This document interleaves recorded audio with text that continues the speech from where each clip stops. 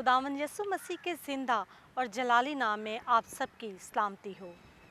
मैं pastor नासिश Kaiser the Bible Sikar यानी Bible के मुतलाशी चैनल में आप सबको खुशामदीद कहती हूँ। आए पास्टर शान सलीम के साथ, जिन्होंने हाल ही में गुजरावाला थियोलॉजिकल सेमिनरी से अपने इल्मे इलाहियात की तालीम को हासिल किया है, आए खुदा के खादिम के साथ मिलकर मुख्तलिफ मज़ाहिब में खून के तसव्वुर, अहदे कदीम में खून की अहमियत और नए अहदनामे में खून यानी खुदावन यसुल मसीह के खून की अहमियत और इससे हासिल होने वाली बरक़ात के बारे में जानें। खुदावन यसु मसीह के बाबरकत नाम में आप सबकी सलामती हो। खुदावन के ज़िंदा पाक कलाम में से मेरे साथ निकालें अहद अतीक में से एबार की किताब उसका 17वां बाब उसकी 11वीं आयत। खुदावन के पाक कलाम में रकम है, क्योंकि जिस्म की जान खून में है और मैंने मज़बा पर तुम्हारी जानों के कफ़ारा के लिए उसे तुमको दिया है कि उससे तुम्हारी जानों के लिए कफ़ारा हो, क्योंकि जान रखने ही के सबब से खून कफ़ारा देता है। खुदावन के पाक कलाम के पढ़े सुने और कबूल किए जाने पर उसकी बरकत हो, आमीन। हाल ही में हमने क़यामतुल अलमसीह की ईद को मनाया है, लेकिन इस ईद में पेश की गई कुर्बानी की अहमियत को हम उस वक्त ही समझ सकते हैं जब हम यसु अलमसीह के खून की अहमियत को जानते हैं।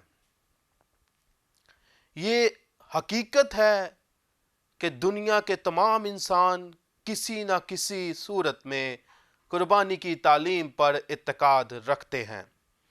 गोया के इंसान के दिल पर यह नक्श किया गया है कि बगैर खून बहाए मुआफ़ी नहीं हो सकती। इंसानी तारीख ये बयान करती है कि इंसान ने गुनाह की सज़ा से बचने के लिए मंदिरों में खून की नदियों को जारी रखा। बाइबल मुकद्दस बयान करती है कि बगैर खून बहाए मुआफ़ी नहीं हो सकती। जब हम इसका मुताला मुख्तलिफ मज़ाहब में करते हैं तो दुनिया के 3 बड़े मज़ाहब यहूदियत, मसीहियत और इस्लाम में इसका तस्वर मौजूद है। यहूदियत में इसको बहुत अहमियत हासिल है, ख़ुसूसी अहद बांधने के लिए,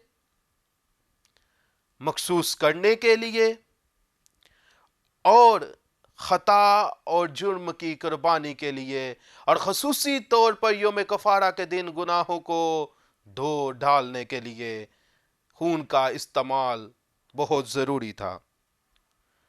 जब हम मज़हब इस्लाम की बात करते हैं तो पैगम्बर इस्लाम ने ईद बकरा की रस्म को मुकर्रर करके 2 बकरियां ली और उन्हें कुर्बान किया और कहा, आए खुदा, मैं इसको तेरी सारी उम्मत के लिए कुर्बान करता हूँ, वो जो तेरी वहदियत मेरी रिसालत पर शहादत देते हैं। हदीस के मुताबिक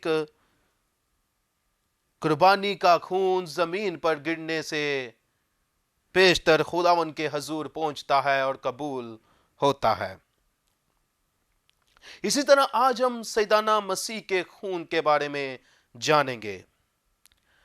अब्रानी जुबान में खून के लिए लफ्ज दाम इस्तेमाल हुआ है। इस लफ्ज की अहमियत इससे जाहिर होती है कि पुराने अहदनामा में इसका इस्तेमाल 360 मरतबा हुआ है।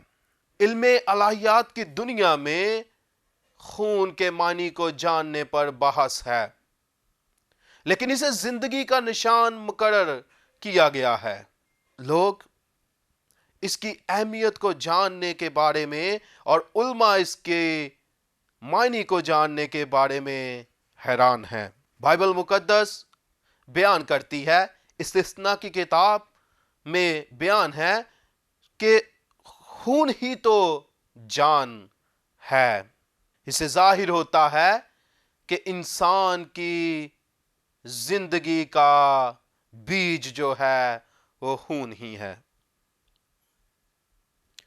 یونانی زبان میں اس کے لیے لفظ ہیما استعمال ہوا ہے اور اسے زندگی کا بیج کہا گیا ہے۔ خدا نے بنی نوع انسان کی نجات اور مخلصی کے لیے خون کا انتخاب کیا۔ اس کا ثبوت ہمیں باغ عدن ہی سے مل جاتا ہے۔ جب آدم اور حوا نے گناہ کیا تو وہ گناہ کرنے کے بعد خود کو چھپا رہے تھے، لیکن خداوند نے اپنے فضل کے وسیلہ سے ان کی نجات کی راہ نکالی، اور خداوند نے آدم اور حوا کے گناہ کے بدلے ایک جانور کو قربان کیا اور اس کے چمڑے کے کرتے بنا کر انہیں دیے تاکہ وہ پہنے۔ آدم اور حوا کی جگہ ایک جانور مارا گیا اور یوں باغ عدن میں خون بہایا گیا۔ آدم اور حوا اپنی کوشش کی وجہ سے اپنے گناہ کو چھپا رہے تھے۔ انہوں نے درخت کے پتوں کو سی کر اپنے ننگے پن کو ڈھانپنے کی کوشش کی، لیکن وہ خدا کے عدل کے تقاضے سے واقف نہ تھے کہ خدا کے عدل کا تقاضا یہ ہے، جو بائبل مقدس کا فرمان ہے، کہ بغیر خون بہائے معافی نہیں ہو سکتی۔ وہ خدا کے عدل کے تقاضے سے واقف نہیں تھے۔ آج بھی بنی نوع انسان اپنے نیک اعمال کی وجہ سے خدا تک رسائی کرنا چاہتا ہے۔ یہ بالکل اسی طرح ہے جسی طرح آدم نے خود کوشش کی کہ پتوں کو سی کر اپنے آپ کو بچائے، لیکن خداوند کا عدل کا تقاضا اس سے مختلف ہے۔ اس کا ثبوت ہمیں بنی اسرائیل کی زندگی میں بھی ملتا ہے۔ جب خداوند نے اپنی برگزیدہ قوم کو مصر کی غلامی سے نکالا، موت کے سائے سے نکالا، تو وہ بچائے گے تو خون کی بدولت بچائے گے۔ خداوند نے انہیں حکم دیا کہ ہر ایک شخص اپنے خاندان کے لیے ایک بڑھا لے اور اسے قربان کرے، اور سورج غروب ہوتے وقت اسے قربان کر کر ایک برتن میں اس کا خون جمع کیا جائے اور اسے دروازے کی چوکھٹوں پر لگایا جائے، تاکہ جب موت کا فرشتہ گزرے تو وہ اس خون کو دیکھ کر بنی اسرائیل کے پلوٹوں کو چھوڑتا چلا جائے۔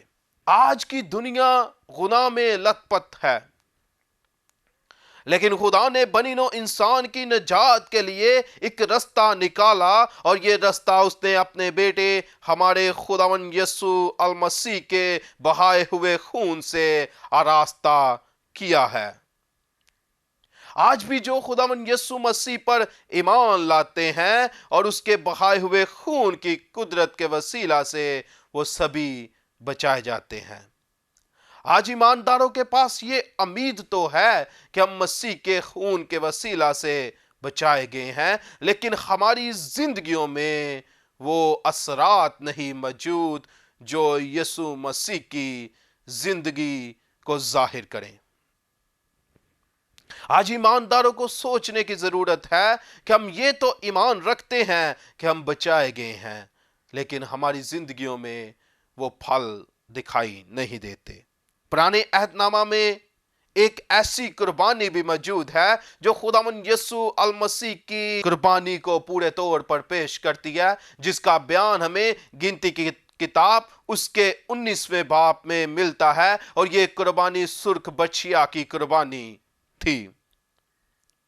سرخ بچھیا کی قربانی میں اہم بات یہ تھی کہ اس کے جلائے جانے کے بعد جو خاک بچتی تھی اسے محفوظ کر لیا جاتا تھا، اور اسے بعد میں کسی بھی وقت گناہوں کی قربانی کے لیے جو تھا گزرانا جاتا تھا۔ آج کے جدید دور میں یہ ایک سوال عام ہے کہ خداوند یسوع المسیح آج سے 2000 سال پہلے قربان ہوئے، اس کا خون ہمیں یا اس کی قربانی ہمیں کس طرح بچاتی ہے؟ یہ قربانی ہمیں بتاتی ہے کہ خاک تو پہلے سے محفوظ کر لی جاتی تھی، گناہ بعد میں ہوتا تھا۔ اسی طرح خداوند یسوع مسیح نے آج سے 2000 سال پہلے قربان ہو کر ہمیں بھی خرید لیا ہے، کیونکہ بائبل مقدس بیان کرتی ہے کہ گناہ کے اثرات ہوتے ہیں۔ اس کا ثبوت ہمیں باغ عدن ہی میں مل جاتا ہے۔ جب آدم نے گناہ کیا تو خدا نے کہا کہ زمین تیرے سبب سے لعنتی ہوئی، یعنی گناہ آدم نے کیا لیکن زمین بھی اس گناہ کی وجہ سے لعنتی ہوئی۔ جس طرح گناہ کے اثرات ہوتے ہیں اسی طرح خون کے بھی اثرات ہوتے ہیں، اور خون کو زندگی کی علامت بھی کہا گیا ہے۔ اس کا مطلب جب خداوند یسوع مسیح آج سے 2000 سال پہلے قربان ہو رہے تھے تو وہ عدل کا تقاضا جو ہماری زندگیوں سے پورا ہونا تھا وہ خداوند یسوع المسیح کی زندگی سے پورا ہوتا دکھائی دیتا ہے، اور وہ ہماری جگہ اپنے خون کو پیش کرتے ہیں۔ اس کا ثبوت ہمیں بائبل مقدس بیان کرتی ہے۔ عبرانیوں کا خط بیان کرتا ہے کہ وہ بکروں اور بچھڑوں کا خون لے کر نہیں بلکہ اپنا ہی خون لے کر ایک بار پاک ترین مقام میں داخل ہو گیا اور ابدی خلاصی کروائی۔ مسیح کے خون کی برکات ایمانداروں کی زندگی میں بہت فائدہ مند ہے۔ مسیح کے خون کی برکت میں جو پہلی برکت ہے وہ ابدی کفارہ ہے۔ مسیح کے خون کے وسیلہ سے ایمانداروں کا ابدی کفارہ ہوا ہے۔ مقدس پالوس رسول روم کی کلیسیا کو لکھتے ہیں کہ خدا نے اس کے خون کے باعث اسے ایک ایسا کفارہ ٹھہرایا ہے جو ایمان لانے والوں کے لیے فائدہ مند ہے۔ کفارہ وہ ذریعہ ہوتا ہے جس سے عدل کا تقاضا پورا ہوتا ہے اور خداوند کا قہد ٹل جاتا ہے، اور ایک قابل قبول قربانی کو قبول کر کر انسان کا چھٹکارا ہوتا ہے۔ یونانی زبان میں اس کے لیے لفظ ہیلسٹیون استعمال ہوا ہے۔ اس کا مطلب ڈھانپنا، مٹانا، دور کرنا ہے، اور عبرانی زبان میں اس کے لیے لفظ کپر استعمال ہوا ہے جو بنی اسرائیل کے گناہوں کی قربانی کے لیے استعمال ہوتا تھا، جو یوم کفارہ کے دن وہ کفارہ ادا کرتے تھے۔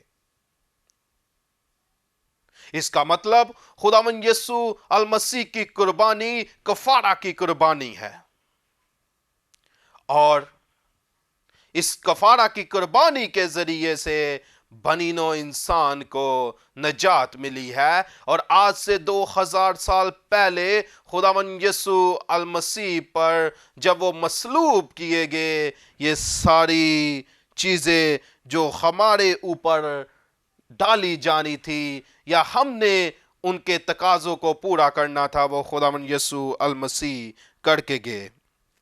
اس کا خون ہمیں واقعی گناہ سے صاف کرتا ہے۔ مقدس یوحنا رسول بیان کرتا ہے کہ اس کے بیٹے کا خون ہمیں تمام گناہ سے پاک کرتا ہے، اور عبرانیوں کا مصنف بیان کرتا ہے کہ اس کے خون کے وسیلہ سے ہماری ابدی خلاصی ہوئی ہے۔ ہاں، ایمانداروں کے پاس یہ زندہ امید ہے کہ مسیح کے خون کے وسیلہ سے ان کا ابدی کفارہ ہوا ہے، لیکن کیا آج ایمانداروں کی زندگی میں یہ چیز موجود ہے کہ اس ابدی کفارہ کی خلاصی کی وجہ سے ہماری زندگیاں مسیح کے مشابہ ہیں یا نہیں؟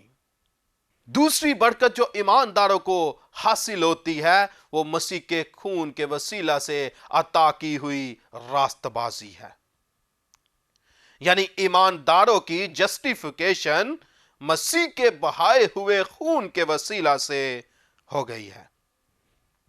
بائبل مقدس گناہ کو غلامی کے طور پر پیش کرتی ہے، اور خداوند یسوع مسیح نے اپنی زمینی زندگی میں فرمایا جو کوئی گناہ کرتا ہے وہ گناہ کا غلام ہے۔ اور مقدس پالوس رسول بیان کرتے ہیں کہ ایک وقت میں ہم گناہ کے غلام تھے، اس لیے ضروری تھا کہ اس کی غلامی کی بادشاہی میں سے کوئی چھڑانے والا ہو، اور اس بادشاہی میں سے اور اس طریقے کی بادشاہی میں سے صرف وہی چھڑا سکتا تھا جو بے گناہ تھا۔ اور خداوند یسوع المسیح نے اپنی زمینی زندگی میں فرمایا، وہ کون ہے جو مجھ میں گناہ ثابت کرے؟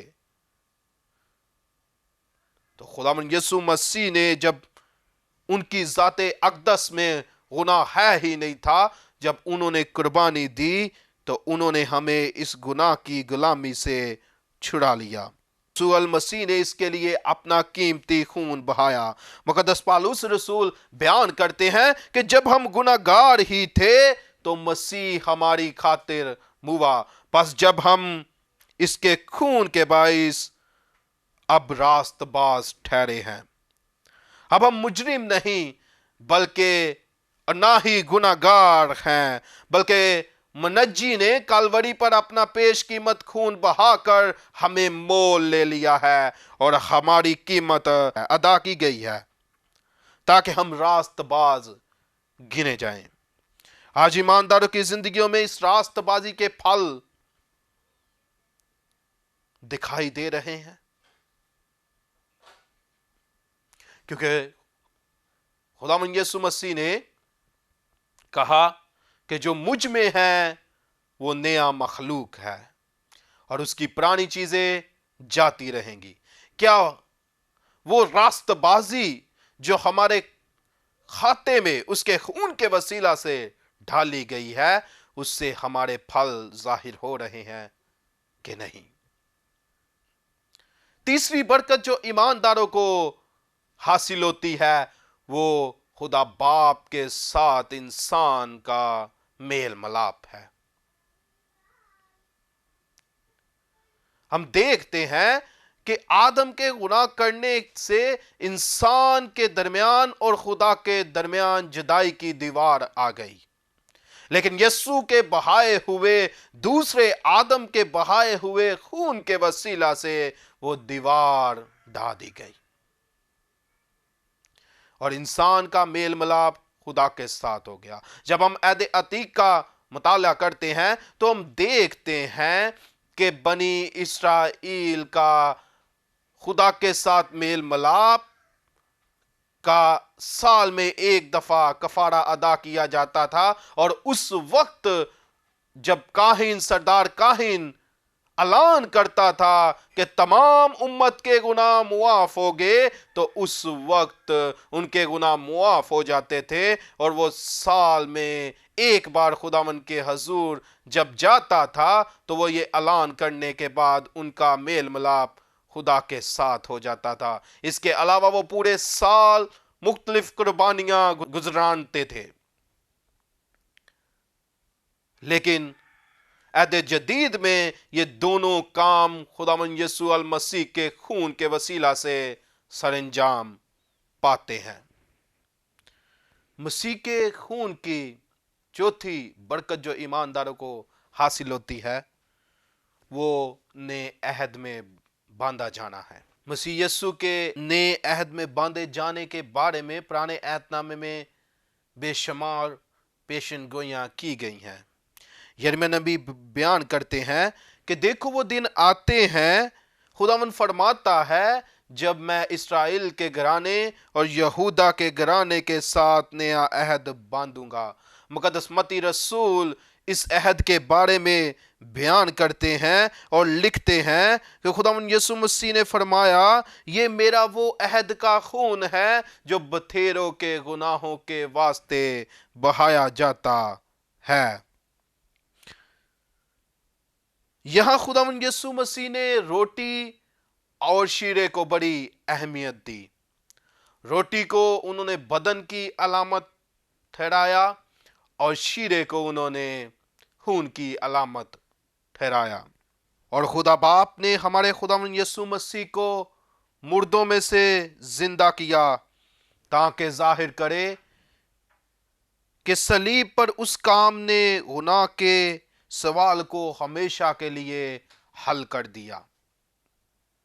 جو سوال آدم کی نافرمانی کی وجہ سے پیدا ہوا تھا، وہ مسیح کی قربانی کے وسیلہ سے مٹا دیا گیا ہے۔ مسیح میں میرے عزیز بہنوں، بھائیوں، عزیزوں، آج ہم نے بڑے اختصار سے مسیح کے خون کی برکات کے بارے میں جانا ہے کہ مسیح کے خون کے وسیلہ سے ایمانداروں کا میل ملاپ خدا باپ کے ساتھ ہو گیا ہے، اور مسیح کے خون کے وسیلہ سے ہی ایمانداروں کو ابدی خلاصی ملی ہے، اور اس کے ساتھ جو خداوند یسوع مسیح کا وعدہ ہے کہ وہ ہمیں ہمیشہ کی زندگی دے گا، وہ بھی اسی خون کے بہائے ہوئے کے وسیلہ سے حاصل ہوگی۔ اور ابلیس جو بنی نوع انسان کا اور خدا کا دشمن ہے، وہ بھی اسی خون کی وجہ سے شکست کھا گیا ہے، اور اسی خون کے وسیلہ سے ہمیں فتح حاصل ہوتی ہے۔ میری خدا باپ سے درخواست ہے کہ وہ ہمیں مسیح کے خون کا تجربہ کرنے کی توفیق عطا فرمائے۔ آمین۔